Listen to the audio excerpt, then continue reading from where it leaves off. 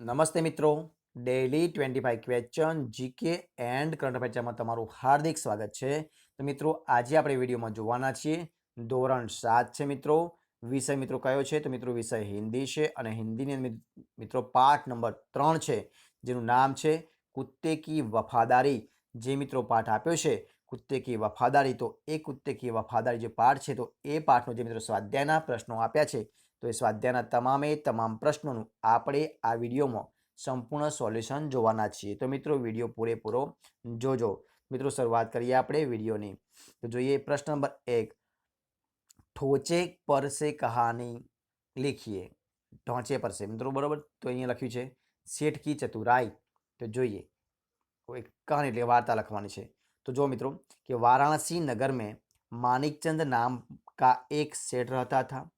उनके घर में नौकर चाकर थे. एक दिन अपना सोने का हर टेबल पर एक दिन अपना सोने का हर એટલે કે हार આપણે કહીએ सोने का हार टेबल पर रखकर चली गई. नौकर ने मौका देखकर चुरा लिया. सेठानी ने आकर देखा तो सन्न रह गई. उसने सेठ से हर की चोरी की बात की.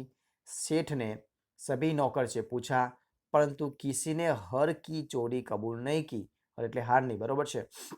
सेठ बुद्धिशाली थे. उन्होंने एक युक्ति की.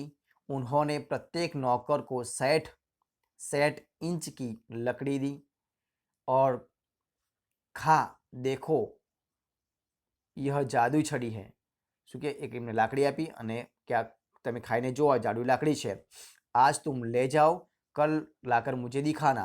जिसने हर चुराया होगा उसकी 1 इंच बढ़ जाएगी. बरोबर છે. જોઈએ આગળ. सभी नौकर लकड़ी लेकर घर गए. हार चुराने वाला नौकर ने सोचा, मैंने हर की चोरी की है, इसीलिए मेरी लकड़ी 1 इंच बढ़ जाएगी. तो मैं 1 इंच बढ़ने पर भी वह 7 इंच की ही रहेगी. ऐसा सोचकर उसने अपनी लाकड़ी 1 इंच काट दी. दूसरे दिन सभी नौकर सेठ के घर पहुंचे. सेठ ने देखा कि एक नौकर की लकड़ी 1 इंच कम थी. सेठ ने धमकाया तो चोरी कबूल कर ली. सेठ ने उससे हार वापस लिया और उसे नौकरी से निकाल दिया. इस तरह सेठ ने युक्ति से हार को चुराने वाले नौकर को पकड़ा. बराबर છે. તો મિત્રો આપણે કહાની લખી છે, તમે લખી લેજો ફટાફટ. બીજો પ્રશ્ન, નિમ્નલિખિત प्रश्नों के उत्तर दीजिए. तो पहला प्रश्न कयो છે? रथ को कुत्ता पड़ाव की रखवाली कैसे करता था. तो જોઈએ जवाब, कुत्ता बहुत वफादार था. रात को, मित्रों અહીંયા रात આપ્યું છે, रात को वह सावधान रहकर पड़ाव की रखवाली करता था.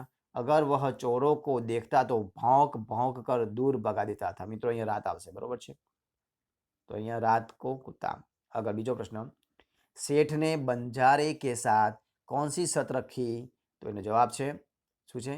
सेठ ने बंजारा के साथ रखी. बंजारा सेठ के पास उधार रुपये लेने के लिए आ गया था, परंतु बदले में गिरवी रखने के लिए उनके पास कुछ नहीं था. तब सेठ ने बंजारा के पास कुत्ता गिरवी रखा. जब तुम रुपये लौटा दोगे तब कुत्ता तुम्हें लौटा दूंगा. इस प्रकार सेठ ने रकम के बदले कुत्ते को गिरवी रखने की शर्त की. આગળનો પ્રશ્ન જોઈએ. तीजो प्रश्न, सेठ ने कुत्ते को क्यों मुक्त कर दिया. तो એનો જવાબ જોઈએ. सेठ के घर चोरी हुई. कुत्ते ने चोरों का पीछा किया. चोरों ने जंगल में सारा माल गाड़ दिया. कुत्ता सेठ जी को जंगल में ले गया और जगह बताई जहाँ चोरों ने माल गाड़ा था. खोदने पर सारा माल मिल गया था. सेठ जी की खुशी का पार न रहा. कुत्ते की वफादारी देखकर सेठ ने उसे मुक्त कर दिया. बराबर છે. આગળનો પ્રશ્ન જોઈએ. कुत्ते की वफादारी कहानी से हमें क्या शिक्षा मिलती है. तो मित्रों क्या शिक्षा मिले છે? तो बंजारे ने देखा कि कुत्ता वापस आ गया है तो लाठी से उसे मारा. कुत्ता मर गया. इस कहानी से शिक्षा मिलती है कि कोई भी कदम जल्दबाजी में नहीं करना चाहिए. શું કે कोई भी कदम जल्दबाजी में नहीं करना चाहिए. जल्दबाजी में काम करने पर बाद में लाखा बंजारा की तरह हमें पछताना पड़ता है. ये हमें सीख मिलती है. ત્રીજો પ્રશ્ન, निम्नलिखित वाक्य में रेखांकित शब्द का लिंग परिवर्तन करके वाक्य फिर से लिखिए। तो જોઈએ અહીંયા શેઠને કહા રૂપિયે તો મેં દે દૂંગા, તો અહીંયા આપણે લખવાનું છે। જોઈએ શેઠાણીને કહા રૂપિયે તો મેં દે દૂંગા, વાક્ય लिंग परिवर्तन। बीजो बंजारे को बहुत दुख हुआ, तो बंजारीन को અહીંયા શેઠ આપી, તો અહીંયા જો શેઠ આપી તો અહીંયા શેઠાણી આવશે। બંજાર તો બંજારીન को बहुत दुख हुआ, બરોબર છે। આગળ ઊંટ की पीठ पर सामान लदा है, तो શું આવશે? ઊંટની, ઊંટ તો શું આવશે? ઊંટની की पीठ पर सामान लदा है, लिंग परिवर्तन करવાનું છે। मैदान में लड़का खेल रहा है, तो શું આવશે? मैदान में लड़की खेल रही है, मैदान में लड़की खेल रहा है, मैदान में लड़की खेल रहा है, खेल रहा नहीं, खेल रही આવશે, અહીંયા રહી આવશે, બરોબર છે। मैदान में लड़की खेल रही है, रही આવશે, બરોબર છે। આગળ જોઈએ बक्से में से लिंग आधारित शब्दों के जोड़े मिलाइए और उनका वाक्य में प्रयोग कीजिए। જોઈએ शिष्य, तो શું આવશે?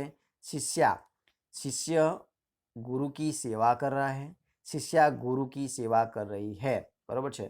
नाग, तो नागिन, नाग फन उठाए बैठा है, नागिन फन उठाए बैठी है, आ रीते, बरोबर છે। तो बेटो फटाफट लगता रहेजो। शिक्षक, तो शिक्षिका, शिक्षक पढ़ रहा है, शिक्षिका पढ़ा रही है। गाय, तो શું આવશે? बैल, गाय दूध देती है, बैल प्रसन्न होकर वरदान देता है, बरोबर છે। આગળ देव, तो देवी, देव प्रसन्न होकर वरदान देते हैं, देवी प्रसन्न होकर वरदान देती है। આગળ घोड़ा, तो घोड़ी, महाराणा का घोड़ा वफादार था, मालिक के लिए घोड़ी ने प्राण दे दिए। આગળ પ્રશ્ન 5મો, रेखांकित शब्द की संज्ञा पहचानिए। सैनिक हमारे देश की रक्षा करते हैं, तो संज्ञा बताओ, ઓળખવાની છે। તો સૈનિક તો જાતિવાચક संज्ञा, सैनिक एक जाति છે। બીજો हमारे देश की प्रगति के बारे में सोचना चाहिए, देश तो जातिवाचक संज्ञा, देश एक जाति नाम છે। गंगा भारत की पवित्र नदी है, गंगा, तो જોઈએ શું આવશે? નદી, જાતિવાચક સંज्ञा, બરોબર છે। તો મિત્રો આ રીતે આપણે જે સ્વાધ્યાયના પ્રશ્નો છે તો તમામે તમામ પ્રશ્નોનો સોલ્યુશન એટલે કે વિડીયો આપણે અહીંયા પૂરો કરીએ છીએ। તો મિત્રો જો તમને વિડીયો ગમે હોય તો એને લાઇક કરો, કોમેન્ટ કરો, તમારા મિત્રોને વિડીયો શેર કરો અને છેલ્લે ચેનલમાં નવા હોય, ચેનલ સબસ્ક્રાઈબ ન કરી હોય તો સબસ્ક્રાઈબ કરવાનું ભૂલતા નહીં। વિડીયો પૂરેપૂરો જોવા બદલ તમારા બધા મિત્રોનો દિલથી ખૂબ ખૂબ આભાર।